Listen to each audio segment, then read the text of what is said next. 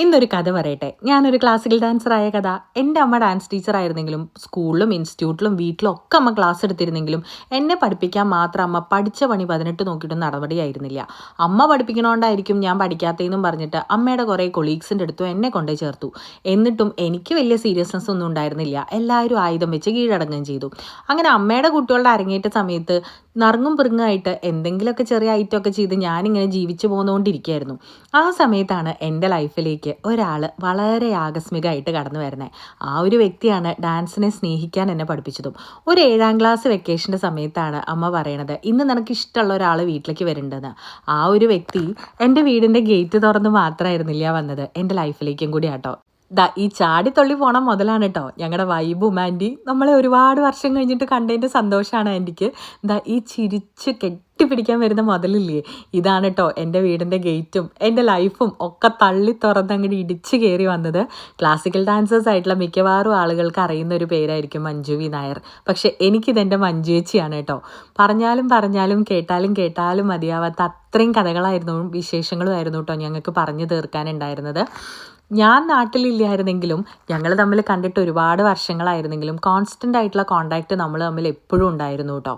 പക്ഷേ ചേച്ചി സ്ഥിരമായിട്ട് വീട്ടിലേക്ക് വരാറുണ്ട്. അതുകൊണ്ട് തന്നെ അമ്മയ്ക്കും അച്ഛയ്ക്കും ഒന്നും വലിയ മിസ്സിങ് ഉണ്ടായിരുന്നില്ല.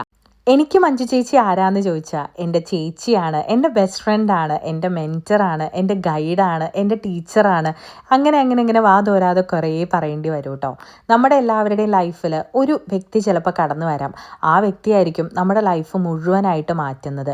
എനിക്ക് അങ്ങനെ ഒരാളെ ചൂണ്ടിക്കാണിക്കാനുള്ളതും ചേച്ചിയെ തന്നെയാണ് കേട്ടോ. കാരണം ചേച്ചി ലൈഫിലേക്ക് വന്നതിന് ശേഷമാണ് ഡാൻസിനെ ഇഷ്ടപ്പെടാനും സ്നേഹിക്കാനും പ്രേമിക്കാനും ഡാൻസ് നമ്മുടെ ലൈഫിൽ എന്തൊക്കെ മാറ്റങ്ങൾ വരുത്തുന്നു പറഞ്ഞു തരാനും, അതുപോലെ തന്നെ ഒരു ടീനേജറായിരുന്ന എൻ്റെ ഉള്ളിലെ ഒരുപാട് ഇൻസെക്യൂരിറ്റീസ് മാറ്റിയതും ഒക്കെ ഈ മുമ്പിൽ നടന്നു പോയിക്കൊണ്ടിരിക്കുന്ന മുതലാണ്.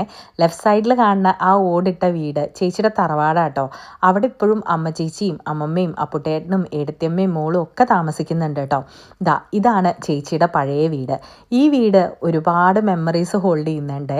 ഞങ്ങളുടെ എല്ലാവരുടെയും ഫ്യൂച്ചർ പ്ലാനും സീക്രട്സും ഒക്കെ ഈ വീട്ടിൽ ഒതുങ്ങി നിൽക്കുന്നുണ്ടാവും. ഇപ്പോഴും ഇവിടുത്തെ ചുമരുകൾക്ക് അതൊക്കെ ഓർമ്മയുണ്ടാവുന്ന വരെ എനിക്ക് തോന്നിയിട്ടോ.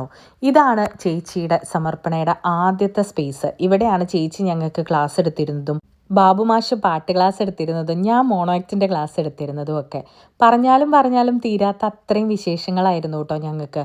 ഒരുപാട് വർഷം കഴിഞ്ഞിട്ട് കാണുക എന്നുള്ളതിൻ്റെ യാതൊരു പകപ്പും ഞങ്ങൾക്ക് ആർക്കും ഉണ്ടായിരുന്നില്ല. കുട്ടിക്കാലത്തേക്കുള്ള ഒരു തിരിച്ചുപോക്ക് കൂടിയായിരുന്നു കേട്ടോ എനിക്ക് സത്യം പറഞ്ഞ ഈ ഒരു ദിവസം. എൻ്റെ കഥ ഇഷ്ടമായോ എന്ന് പറയണേ. അപ്പം ശരി, പിന്നെ കാണാം കേട്ടോ.